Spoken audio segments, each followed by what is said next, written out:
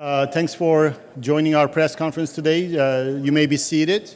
We have guests joining us over Zoom, and we also have our speakers over Zoom, but thanks for coming to our press conference today. We are very excited to share our research findings with you. Dear Chief Sarkos, Chief Schlachter, and members of the press, I'm very excited to be with you here today. We are holding this press conference to share the findings of a research project that we conducted thanks to the funding provided by the National Institute of Justice. As the leading researcher on this project, I would like to express our gratitude to the Atlantic City and Pleasantville police departments and officers, as well as the community members for participating in our research. I also want to thank my teammates, Dr. Joel Kaplan, Dr. Manish Madan, Dr. Rob Voigt, for their valuable contributions, as well as our consultants, Dr. Levy, Richard Mulvihill, and William McKnight, for their help and support. And also our student researchers, they are with us here today, who work diligently to complete their tasks. Building the trust between the police and the community is crucial for effective policing and public safety. By combining procedural justice messages, the use of body-worn camera recording, and geospatial evidence, the EPJETS project aims to provide valuable insight into improving relations between the police and the community. Through this project, we tested whether the EPJETS model enhances citizen attitudes and confidence in the police, particularly during traffic stops. Using a robust research methodology, we found that the answer is yes. We believe this model has potential implications for policing practices on a national scale. Before sharing the findings of this research, I would like to invite key contributors to the stage to give their remarks. First, I would like to invite Alex Marina, Director of Academic Operations, on behalf of Dean Levy, Dean of Social and Behavioral Sciences. Alex. Thank you, Nusrat. I am Alex Marino. I am the Director of Academic Operations for our Atlantic City campus of Stockton University here in Atlantic City. I am speaking on behalf of Dr. Marissa Levy, the Dean of Social and Behavioral Sciences, who could not be here this afternoon. Good afternoon and welcome to Stockton's Scarpa Academic Center at the Atlantic City campus. Thank you all for being here to learn about and acknowledge the work of Dr. Nusrat Sahin and his team. Over the last couple of years, Dr. Sahin and his research team have been conducting a National Institute of Justice-funded project to test the impact of new traffic stop protocol, which they name EPJETS, enhancing procedural justness of encounters through substantiation on public perceptions of police. Today, they share their findings of the research with the public. The findings are of significant value to the local, state, and national community, as police-community relationships are a critical component of public trust and overall community well-being. The EPJETS model, developed by Stockton, Rutgers, and Northwestern University professors, aims to transform interactions between the public and law enforcement by promoting safety, equity, and justice for all. The suggested protocol includes an intervention combining the best of procedural justice practices with the utilization of body-worn camera footage to increase the transparency and accountability of police agencies. The data will also be used to inform the public about high-risk areas for traffic crashes. These findings will assist both the local and tourist communities, given our location. As Dr. Sahin will discuss, findings show that the protocol has a significant impact on trust, compliance, and perceptions of body-worn cameras. For many years, police-community relations in the U.S. have been strained due to high-profile use of force incidents. On behalf of Dr. Marissa Levy, we commend Dr. Sahin and his team for their scholarship, which works to rebuild that trust. I now invite Dr. Sahin back to the podium.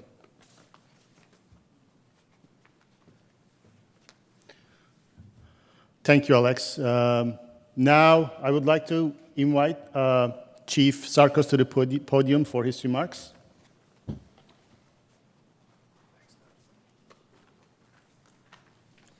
Good afternoon. I'm extremely proud and enthusiastic of the great partnership between the Atlantic City Police Department and Stockton University, as well as research partners Rutgers University and Northwestern University on the EPJETS project and U.S. Department of Justice grant. This collaboration marked a significant milestone in our ongoing efforts to enhance law enforcement practices through research, training, and community engagement. Over the years, our department has been committed to ensuring that every Atlantic City police officer is not only well-equipped, but also well-trained in the principles of procedural justice. These techniques, rooted in fairness, transparency, and respect, have become the cornerstones of our approach to policing.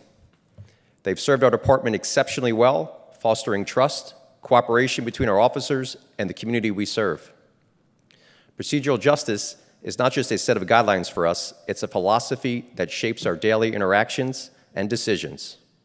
By prioritizing these principles, we ensure that every citizen is treated with dignity and respect, which in turn strengthens the fabric of our community. This commitment is unwavering, and procedural justice techniques are here to stay at the Atlantic City Police Department. Our collaboration with Dr. Sahin and Stockton University on the EPJETS project underscores our dedication to working with academia on continuous improvement and innovations in law enforcement. Through this partnership, we are able to leverage academic research to inform our practices, making our community safer, our policing more effective, and helping us to stay at the forefront of modern policing techniques. I was particularly excited about the EPJETS project because it integrated evidence-based risk terrain modeling, geospatial crime analysis, developed right here in New Jersey at Rutgers University with procedural justice principles, representing a forward-thinking approach to law enforcement. The ACPD has been using RTM for several years now, and this was an effortless unification. By focusing on evidence-based practices and procedural justice, we're not only addressing current challenges, but also preparing for the future. Similar to the RTM, the EPJETS intervention has been developed here at Stockton's Atlantic City campus in partnership with ACPD, Pleasantville Police Department, and the research team. I should also note that this is the first time an agency has made traffic stop video footage available to the motorists following the traffic stops and test its impact. We are proud that we not only serve our citizens, but also are being accountable about our practices. As we move forward, the Atlantic City Police Department is honored to continue working hand-in-hand with Stockton University, Rutgers University, Northwestern University, and the Pleasantville Police Department. Together, we are helping to shape the future of law enforcement, ensuring that our profession evolves in ways that benefit both officers and the community they serve. This partnership is a shining example of how collaboration and innovation can lead to positive change. Thank you.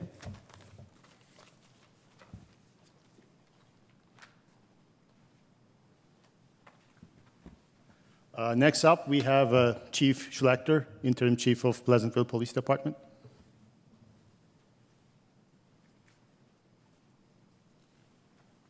Exactly what he said. No. I'm Stacey Schlachter, Pleasantville Police Department. The inception of procedural justice began under our retired chief, Sean Reagan, who is in the audience. At the beginning of the project, I initially was involved with reviewing all the body-worn camera footage that the officers, the videos that were on the car stops. So I spent many, many hours of reviewing body-worn camera footage, and then that footage was sent over to the researchers of Stockton. And once those videos were modified, I, again, many, many hours watching the footage. So I actually saw the footage that went out to the public once the motor vehicle stops were conducted. So I am very proud to have been a part of that process with procedural justice. Again, I'm very excited with the outcome of the data and look forward to the next research project, which is coming up in the very near future. Thank you.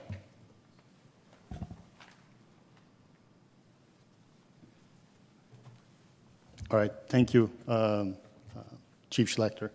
Now, I would like to invite Dr. Joel Kaplan, one of the members of our team, to the podium.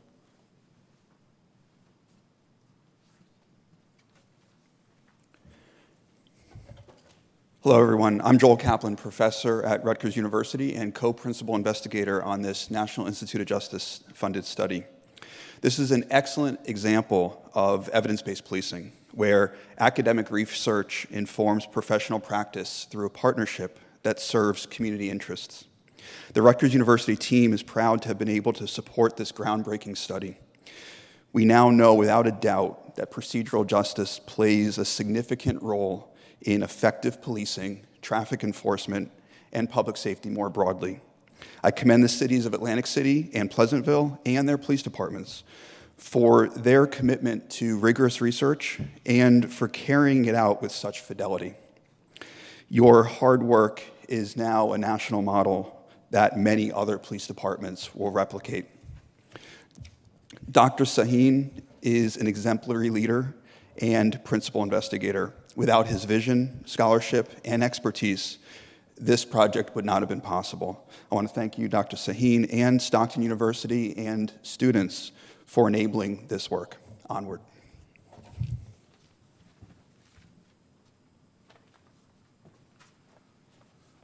Thank you so much, Dr. Kaplan, for the kind words. Now, two of the members of our team are unfortunately not with us in person, but they are over Zoom. So we're going to be turning to them. Dr. Manish Madan, he's a faculty member at Stockton University and associate professor of criminal justice. Okay, so while we are waiting for the connection, I also wanted to give a shout out to our student researchers because we didn't do this ourselves. Our student researchers are here on the back, so I would like to thank to them all. And we had we employed 7 students, but unfortunately, since it's a summer, they weren't able to come to this press conference. And I would like to again, I want to thank to my students. They did a great job. And also, I wanted to give a big shout out to William McKnight and Rick Mulvihill for their involvement. And again, you know, from the development of this project to the implementation, they contributed this project significantly. Dr. Voigt, can you hear me? Yeah, I can hear you now. Okay, great. Could you just say a couple of words about the project and your involvement? It's great to have you on the team, by the way. Sure. Yeah, of course. Yeah. Thanks for involving me. Thanks for inviting me to the press conference. I'm sorry I couldn't be there in person. So I'm a assistant professor of linguistics and computer science by courtesy at Northwestern. And I've been working on this project together with a team for the past few years, especially from the perspective of using natural language processing techniques to assess script adherence. And so we have these two conditions, and we want to have some understanding of the extent to which, you know, these are behavioral, it's a behavioral kind of intervention. So we don't know for sure if officers are completely following the script or not. And in my case, I have been using large language model adjacent technologies from the field of computational linguistics to develop a quantitative measure of script adherence. And then we've also been evaluating that. So we have some preliminary results that we're working on writing up at the moment, which show strong separation between the experimental and control conditions. So we can predict between them with very high accuracy if that's the goal. And then we're working on looking at some more fine-grained perspectives about that, including ultimately one of the things that would be very interesting in this context is to be able to ask about more fine-grained variation for this behavioral intervention. So whether when we have officers who, for example, might be in the experimental condition but are not fully adhering to the script or having some more looseness or flexibility with the way that they're implementing it, does that decrease the effectiveness of the intervention, or is it really a kind of binary thing about being in the experimental group at all is really what changes outcomes, or are there gradients? And actually vice versa, for officers who are in the control group, do we see variation where officers in the control group who are naturally implementing some more behaviors in their interactions that look like the experimental condition, do we see some improvements even within that group? And so that's kind of where we're heading. Yeah, is that a good start there? Yes, thank you so much, Dr. Wood. Thank you. Thanks again for your contribution. Dr. Madan? Hi, good afternoon, everybody, and my apologies also couldn't be there in person. I had to be here at NYU for a summer workshop. So my name is Manish. I've been at Stockton since 2013, and my involvement with the project so far has been helping our colleague here with the field stops. I lost the count on number of 4-hour stops we did morning and afternoons, and getting through all the different stops and seeing different kind of experiences.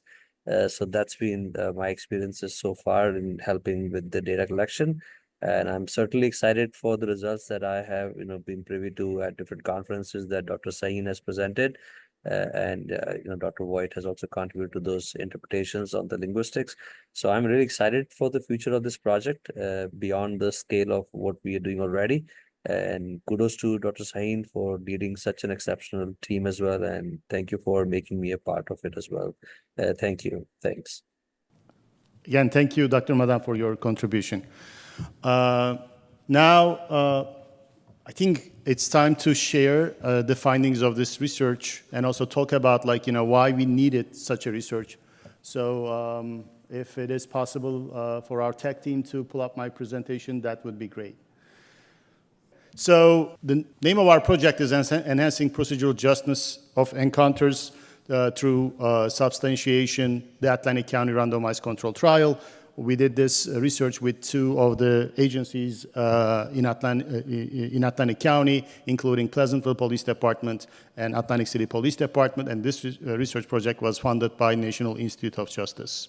So maybe we should talk about why we needed such a research. Trust in the police dipped down to its lowest level since 1993, as the 2020 Gallup survey shows. And of course, we know that this happened after the George Floyd incident. And some agencies, unfortunately, resort to reactive strategies to suppress crime, including increased pedestrian and traffic stops. And another incident where Tyree Nichols was stopped by Memphis Police Department officers for reckless driving also impacted public perceptions of the police. And, Tyree Nichols was brutally beaten after following that stop. After these incidents, the contribution of traffic stops to public safety is being questioned. There are heightened expectations of police accountability with the advancements in communication technology. Now, we have all cell phones and we can record interactions, and officers are also recording the interaction through body-worn cameras. So now the public expectations in terms of accountability and transparency is higher than ever. And also when we look at, what percent of the police-citizen interactions are taking place during traffic stops, we can see that, for instance, in 2018, roughly 19 million stops happened, and also 5 million people were a passenger during these stops. So 84% of all the police-initiated contacts took place during a traffic stop, and either people were a passenger or a driver. And also we know that there are concerns of racial profiling, and citizens are filing complaints after their interaction with the police, and overall, these interactions are shaping public perceptions of the police, and especially negative encounters erode trust in the police. So we just wanted to enhance these practices. We just wanted to enhance the traffic stop protocol that is in place through this EPJETS protocol. So our purpose is, again, enhance police-citizen relations through positive interactions by using procedural justice and transparency and accountable policing practices. So to enhance police-citizen interactions through transparency or accountability, we employ recording of body-worn camera interactions and also making these footage available to the citizens, and also sharing data evidence with them by using risk terrain modeling. So this is the script that we used. We simply made this script available to the officers, and we also trained them on this. So this script includes elements of procedural justice, which are dignity and respect, neutrality and fairness, trustworthy motives, and voice. And also, in this script, officers are talking about, how many crashes happened in that city in the past year and how many of them were fatal crashes. And also they explain them how they do speed enforcement and why they choose that location and what the risk factors are. And also they engage with the citizens. They talk with the citizens and ask their opinions about, whether they should continue speed enforcement in that area or not. So this is at the core of our protocol. So officers simply follow this script. And after the interaction, we made body-worn, we obtained, as Captain Schlachter, Chief Schlachter explained, we obtained this footage from agencies, from Atlantic City and Pleasantville police departments, and to associate each stop with the footage, we give a 10-digit code to the citizens. And we hand them also the crash maps of that city. So, you will be given information or data about, where most of the traffic crashes are happening. And you will also be given footage if you are in the experimental condition, and I will explain the difference between the two. And we are making the footage of those interactions at our website, EPJETS.org. So citizens, after 4 or 5 days, can go and watch their interaction with the police officers, and we make these footages available to them. And these are the maps that we used. We analyzed where most of the traffic crashes are happening in Pleasantville and in Atlantic City, and officers prioritize these locations for speed enforcement. And they also talk about, what the risk factors are. Again, these maps have been generated by using risk terrain modeling developed by Dr. Kaplan and Dr. Kennedy from Rutgers University. So this is our study design. Over the 20 months, Atlantic City and Pleasantville officers stopped 1,423 drivers. And we randomly assign these drivers to the control and experimental group. So what is the difference between the control and experimental?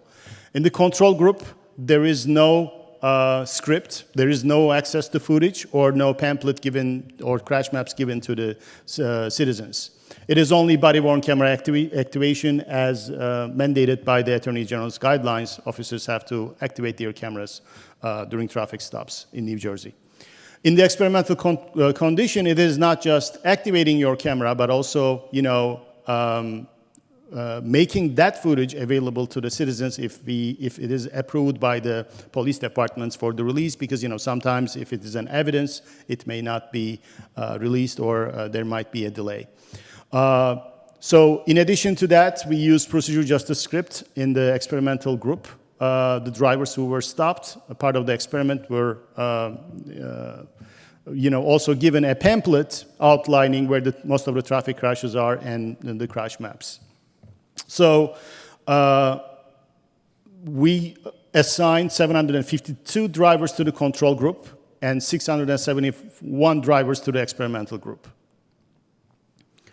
And as my colleague, Dr. Voigt mentioned, and this is the analysis that he conducted to see if the officers followed the script or, if there are elements that they followed in the control condition, because, naturally some of the officers may follow, some of the wording from the script, or, they may not ideally reading or, going over all the points in the experimental script. So he compared with how well the officers did, how well they followed the protocol in the experimental and control conditions. And as you can see in these graphs, there is a significant difference. And he also mentioned that, officers, there's a difference between how officers behaved during experimental stops and during control stops. So we conducted 145 speed control operations. So what I mean by speed control operation is a 4-hour nonstop speed enforcement. And 98 of them was conducted by Atlantic City police officers, and 47 were conducted by Pleasantville police officers. So we approached the drivers, the research team members, and our students approached the drivers following the stop, and we offered them a survey, and 54.95% of the drivers who were stopped completed our survey. You can see, how many of them, how many in the experimental group completed the survey, or how many in the control group completed the survey. We asked them some questions about their perceptions of the police, the trust in the police, or their perceptions about body-worn cameras. Our survey included 34 questions. And this is a spatial distribution of where our drivers are, residing. We asked them about their zip codes. This map doesn't include other states, like we have people from other states, including New York, Pennsylvania, or Delaware, even from Washington, D.C. But this is a spatial distribution of the drivers from New Jersey. And as you can see, most of our drivers were from Atlantic County, but we have also driver concentrations from all across the state. And this is the breakdown of our participants. When you look at the mean age, it's 42. You can see the education level, the percent of male and female, and the breakdown of race. So this is a representative sample. When you look at these numbers, we have a really diverse group of participants. And these are our findings. We tested whether our protocol had an impact on perceptions of trust and confidence in the police. So in other words, this is the average score for control condition. It's 4.47 for control and 4.62 for experimental. So as you can see, we enhance their perception. We enhance their perceptions specifically related to trust and confidence. So this is significant. We also, legitimacy of the stops was also enhanced, which means that the citizens think that, the citizens who received our protocol at a higher score think that, yeah, the speed enforcement is necessary when compared to the control. The necessity was 4.79 for the control, 4.88 for the experimental. And when you look at the perceptions of the cooperation with the police, we asked them questions about whether they would cooperate with the police when it comes to, solving a crime or any other matter. And as we know, like some groups, marginalized groups may not approach the police. But, we can also see that difference that, for the control group, the score is 4.61 out of 5. And for experimental group, it's 4.74. And one of the most striking findings of this research is about perceptions of body-worn cameras. So my colleagues who are working in the field would know that the impact of body-worn cameras on citizen perceptions are fading out. When the first body-worn cameras were rolled out, the promise was it would civilize police-citizen interactions, and citizens will be more satisfied, but that impact is fading out. But when you make the footage available to the people, look what happens. Overall, people think that body-worn cameras make police professional. For the control group, it's 3.32. For the experimental group, it's 3.61. So we see a significant enhancement in perceptions of body-worn cameras. Like people who received our protocol now at a higher score thinks that the body-worn cameras actually make police more professional. And this is the coins for the effect size. And as you can see, the effect size is also pretty high compared to the other items. And finally, perceptions of obligation to obey the police. We asked them some questions about whether they would obey the police directives And this is also highly significant. As you can see, that score is 4.31 for the control group and 4.43 for the experimental group.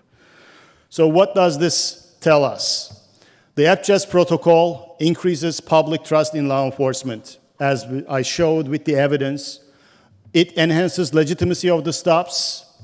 It increases the level of support for traffic enforcement. So agencies who are having a difficult time in explaining the protocol or their practices to the public may use this protocol, and they may communicate their message, and they can see an increase in the support to their practices.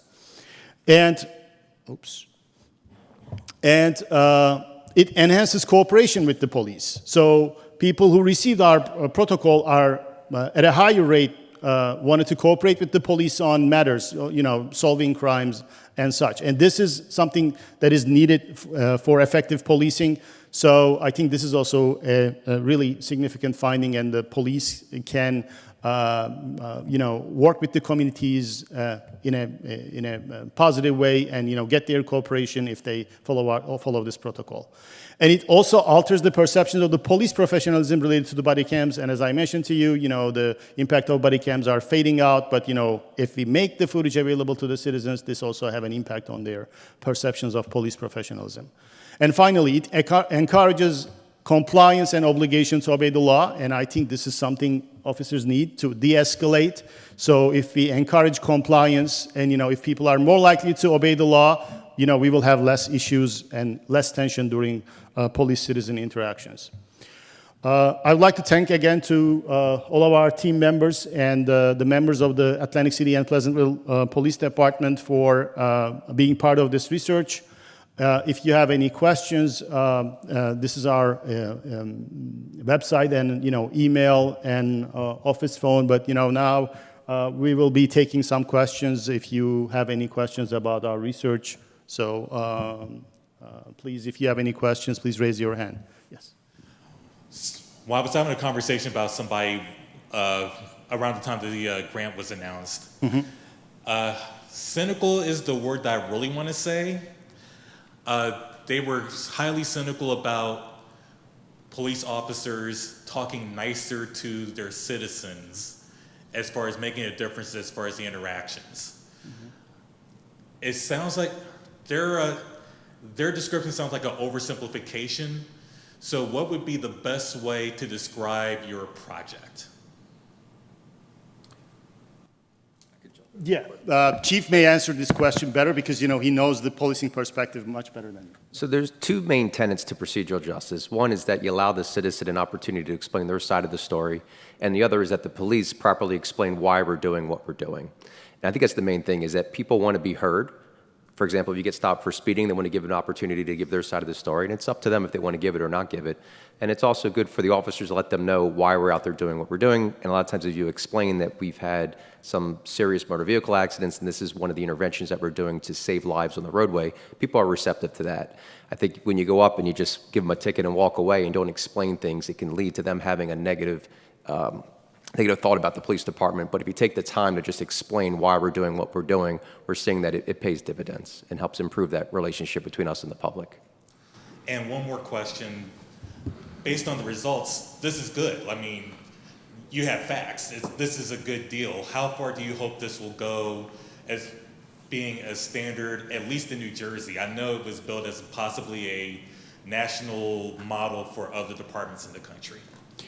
Yeah, I think this can become a national model because, this is kind of not the practice now. When you go and look the police academy training, they're basically told that, just keep the interaction short, don't engage with the citizens. And our results are just showing that engaging with the citizens are improving citizens' perceptions of the police. And, we are presenting these findings at national conferences, and we are also getting attention. I think this may become a practice, and a couple of agencies have already reached out to us to find out, how we do this, and they wanted to implement this as well. So this may become a practice in New Jersey, or any agency who wants to work with us on this, protocol, they may reach out to us. We would be happy to explain them what we did and how we did it. Thank you. Yes. Do you have this PowerPoint to give out? That's my first question. Yeah, our plan is, this is just we just finished the data gathering. So with our team, we are hoping to write a report first, and then we're going to send this to publish at journals. But we may make the report available to whoever needs this, and if you need the PowerPoint, I would be happy to share the PowerPoint as well. My second piece is, this is something I probably like to have you come talk to the coalition, thank you. Particularly, skepticism in terms of some of our communities. Yeah. And prior events around the country, traffic stops you see that turns into murders, Yep. things of that nature. And these are bad tastes in our mouth, in our conscience. So that may be something I want you to maybe come to the coalition and talk about it, show some of the data, and show how some of the things may be misinterpreted, or if it's not, how things are being better presented, such as I think Chief Sarkis was also Stacy talked about, traffic stops. How are you trying to improve them? I talk to my kids all the time, and I always tell them certain things. You get stopped, don't say, don't do. And I think, and that's because of, of history. You know what I mean? Whether, your perception. And perception is reality. And I think it'd be great if you or Chief or Stacy, when you guys get together, to come out and talk to some of our organizations. Yeah, Some of our churches. yeah, we would be happy to do that. And actually, some of the people who watch these interactions, because we made them available, we made the footage available to them, and they're mentioning about that history and what happened, but they also mentioned that this interaction went really well. So I think we can change it. We need more time, but we would be happy to come and talk to the the coalition or any event that you would invite us. Thanks so much. Were summonses issued in some or all of these operations? Like summonses for motor vehicle infractions, were they issued in all or some of these? It's the officer's discretion. We don't know what % of the drivers were issued, but I can tell you that the people who completed our survey, 17% of them told us that they were issued. But again, it's the officer's discretion, so we have no control over that. Can you describe your randomization process? For example, one day, one officer might have been in the experimental group. How often did they kind of switch over to the control group? Did you account for any stuff like that? That's a great question, John, and so I would be happy to answer that. So while we were designing this experiment, we got feedback from NIJ as well. So we revised our protocol based on their expectations. Actually, the officers were both implementing experimental and control the same day. Like it's not happening like one day or the other. We give them stack of cards, colored and white cards, and if they randomly pull a colored card, then they have to follow the experimental protocol. If they if they draw a white card, then they follow the control. It's just similar to Minneapolis domestic violence experiment, but the same officer was doing it, like both the experimental and control. And of course, it was very challenging to them, but again, we came up with that design after we got feedback from NIJ. One more question. Follow-up question to my colleague. Yeah. Was there a chance, or was there instances where those officers wind up implementing the script when they were supposed to implement the control? Yeah, we closely monitored that because when we shuffled the cards and we got the order of the cards, and if we see that they didn't follow the protocol when it was actually experimental stop, we talked to them and we asked them like, what happened? So we closely monitored that, like we call it research fidelity. So, in terms of research fidelity, we were writing along with them, so we closely monitored that process, and we had a conversation with them when needed. And I could just add briefly, can you hear me? Yes. Yes. I could just add briefly, that's also part of the motivation behind this, the computational fidelity testing as well, because one thing that, we're interested in is in this flexible situation where officers are implementing both experiment and control, what's the degree of sort of bleed between those two groups, and is there a way we can use that information about how well, in a sort of gradient sense, they're adhering to the script, even how the control might be doing some experimental like things? Does that impact the ultimate results? And so there is a way in which the findings that we have so far are actually sort of conservative as to the size of the effect. And we might be able to sort of make better estimates about that as we continue polishing up this computational part. Thank you, Rob. Yes, Rob is an expert on the topic, so he's analyzing the body-worn camera footage just to see that they're following the protocol. First, I just want to congratulate you on doing something. So to Mr. Burns's point, when you talk about, you ask whether people should be nicer to the people that they're policing, and everybody goes, yeah. And you say, oh, well, what would you like people to do? And there's a lot less information on how you actually do that. So you guys have actually stopped and put data out there that says this is how we're going to do it. I'm interested in whether there was any data collected, or whether you have any feeling either from the chiefs or from the academics, or even Alex, if any of the new things that you did, because it wasn't just procedural justice, it wasn't just the idea of how many traffic stops or how many traffic crashes are there, it was also that we were going to provide real-time data. You were going to provide real-time data on the body-worns, which I think probably added significantly to the people having a more positive opinion of the body-worns, but also the training of the officers, because every one of these officers received 4, 6, or 8 hours of procedural justice training that had to have sort of a knock-on effect. So of all of the different ways that you did things that were certainly different than the way that the older cops in the room have done things, is there any sense of which of those things mattered the most, or did it have to be just sort of the whole stew? Yeah, we haven't separated the impact of the data, body cam, or procedural justice. There are studies out there testing the impact of procedural justice, and I did one before. We know that, and the procedural justice have an impact on police-citizen perceptions. But from a data perspective, I would like to turn to Dr. Kaplan to talk about that aspect of data sharing and how this may have impacted citizens' perceptions. This is an example of not just data-informed policing, but how data can catalyze conversations among officers and the people that they interact with to give information that in and of itself might not have been known until that conversation was had. And once you both learn from that, you can't kind of undo that learning opportunity, and that evolves over time. And what we've seen is these positive interactions among the officers and the people that they engage with kind of becoming a new norm, and both have somewhat new expectations that hopefully kind of breed new levels of normal for what is expected with traffic stops and with positive engagements with the public. And data plays a role in that, but certainly the officers and the public who they engage with, I think, have found a way to benefit from that both independently and together.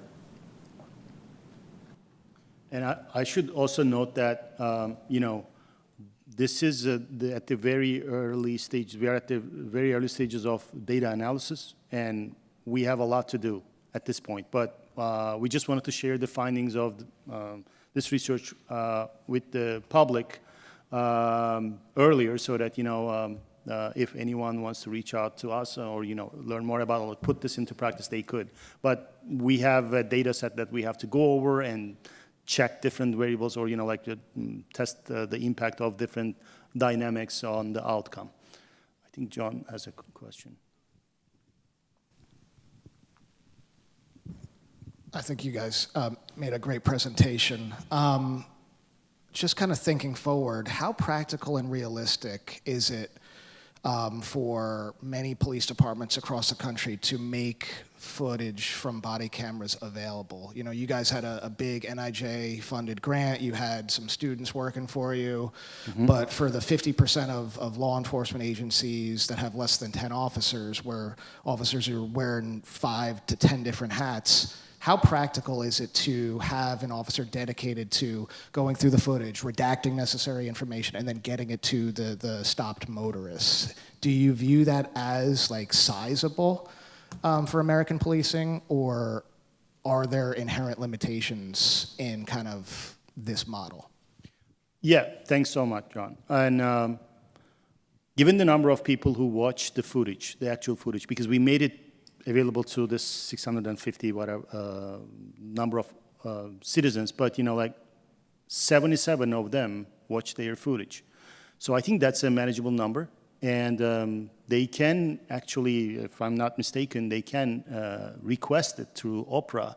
There have been some changes in the Opera. I don't know what the new standards are, but you know, I think this is manageable. Not that many people are requesting to watch the footage, but for them who wants to watch the footage, they can get an idea of, like, you know, how the officer behaved, how they behaved. So, you know, and maybe in the next encounter, both the officers and the citizen may change their behavior. So I think it's manageable, given the number of people who actually watch the footage.